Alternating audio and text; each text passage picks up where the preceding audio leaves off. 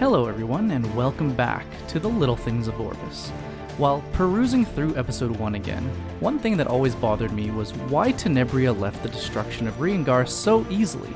Many of you may have just assumed that it was because our other heroes showed up at the scene, or that Kazran was a very difficult opponent for her, as she says.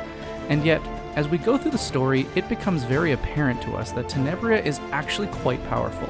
So let's dive into why I think Tenebria really left Reingar without much of a fuss.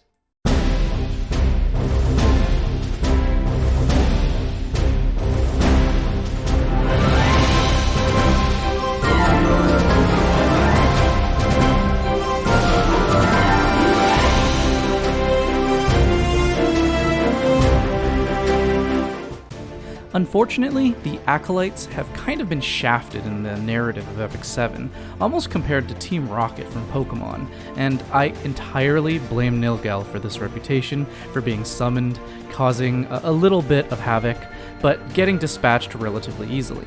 And after Episode 1, they have largely disappeared apart from showing up in the Guilty Gear collab story, which I must add is canon and incredibly significant, and Elena's Winter Wonderland side story with Fairy Tale Tenebria, to which I will also add that if it had not been for the beautiful art that won that art contest, we probably would not be getting another Acolyte-oriented story.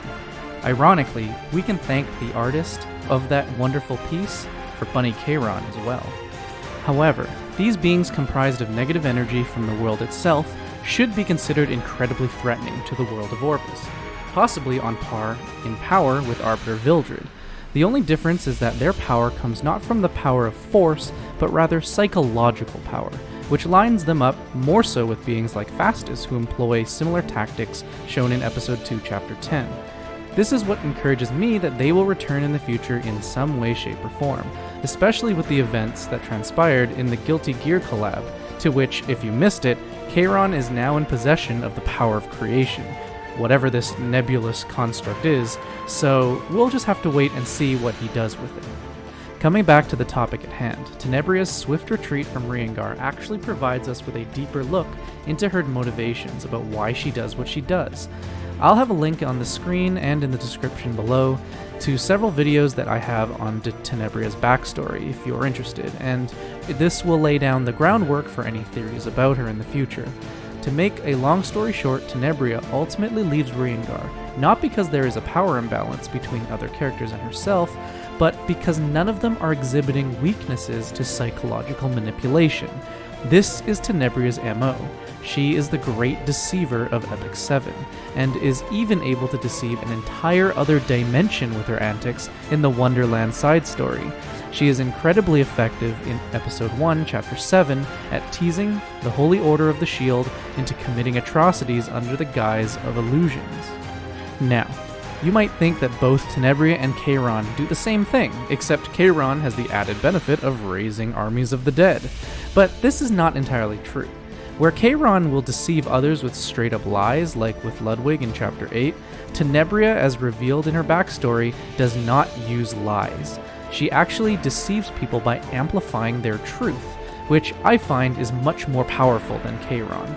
The illusions, as she calls them, are versions of reality that have been amplified by one's own desires, to the point where these desires become detrimental. This reveals to us the idea that going to the extreme on anything can eventually lead one down an unbeneficial path.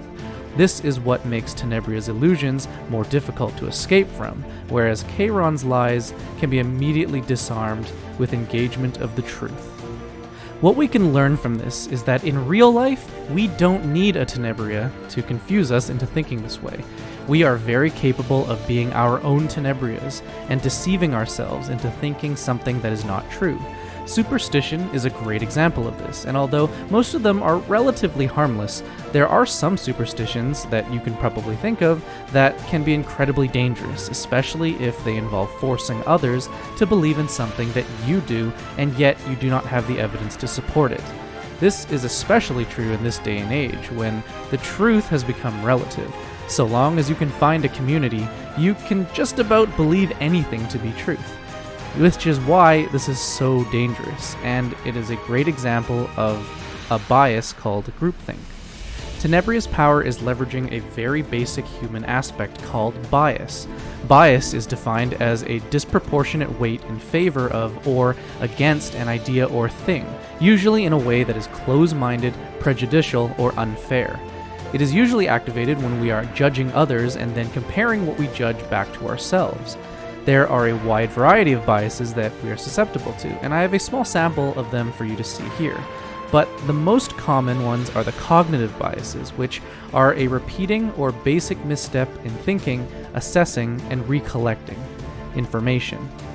Many of them involve seeking or seeing and making patterns and connections that are not there. You see, how the mind works is quite mechanical, but when you mix in emotions into that rational machine, you can get very irrational conclusions. When there are conclusions that have lots of blanks in them, our minds automatically lead us to want to fill in those blanks in order to make sense of something, even if there is no reason to do so. In our day and age, racism is one such bias that we fill in the blanks of what we do not know concretely about another race, that conforms to what the people around us are already thinking about them. And if we think or talk about a lie long enough, it will eventually feel like it is simply a matter of fact, and I stress the word feel. Tenebria takes perfect advantage of this bias by taking information from what we know to be true and suggesting associations with other pieces of false or made-up information that still logically follow.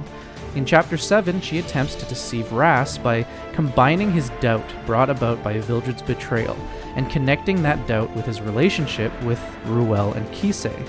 This creates an easy-to-follow line of thinking that would lead Ras into believing that Ruel and Kisei would have the same response as Vildred had they been given the same information that he did. She presents Ras with incomplete information about Ruel and Kisei and equates their decision-making processes with Vildred's, and thus concludes that they would have made the same conclusion that he did. Thankfully, Ras is able to break free of this deception by filling in the blanks that Tenebria conveniently and intentionally leaves out, or fills. The reason for why I think Ras is able to overcome her deceptions is due to Ras's selfless, inhuman nature. Although he is troubled by Vildred's betrayal, yes, he is still able to continue on with his purpose. He does not exhibit the same psychological, debilitating paralysis that we humans would exhibit due to such an attack on our logic. Ironically, Ras's story seems to be pushing him to become more human, but as we know, his divinity is still quite advantageously present, like in the fight against Fastus. On the flip side, when Tenebria employs this exact same tactic on Mercedes, she is quite successful in convincing Mercedes that her status as a wraith or homunculus means that she has no value as a living being. Tenebria uses examples of the other homunculi and equates Mercedes to them, even though Mercedes' life has been quite different, having been in the presence and tutelage of Krau, Queen Diane, and now Ras. Mercedes follows the flawed, incomplete logic as Tenebria has presented to her, and assumes that because her thinking logically follows at face value, that it must be correct, missing out on all of the other contexts that would have informed her that she is quite different from the other homunculi.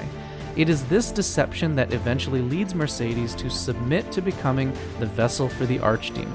So if you think about it, Tenebria is the reason for why Charon's plan even comes close to succeeding, even if Tenebria herself is not purely on board with his plans all the time.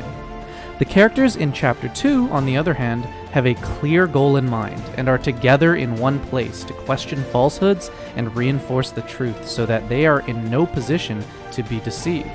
If we look at Chapter 7, Tenebria approaches each person when they are alone and uses her power to isolate them in order to deceive them separately. Back to Chapter 2, she has determined that this strategy would not be plausible, and so decides to retreat because there is no avenue for her to deceive anyone. Also, even though she is quite powerful in terms of force, she notes that there are too many difficult opponents to deal with all at once. Therefore, there is no purpose for her to be there anymore, and thus she retreats quite swiftly. And that's all for my analysis of why Tenebria left Reingar so quickly. Let me know in the comments what your thoughts are, and if you think it's a superstition of mine to keep being drawn to videos about Tenebria. Also, let me know if you like this kind of psychological dive into the psychology of the characters that we know and love, and which characters I should be considering to look into next. Leave a like because it's really easy to do so and it helps the videos a lot, and if you enjoy my content and haven't done so already, subscribe to the channel and turn on the little bell to be notified when I release another video. And with that, thank you so much for watching, and I'll see you in the next one. Until then, keep it real.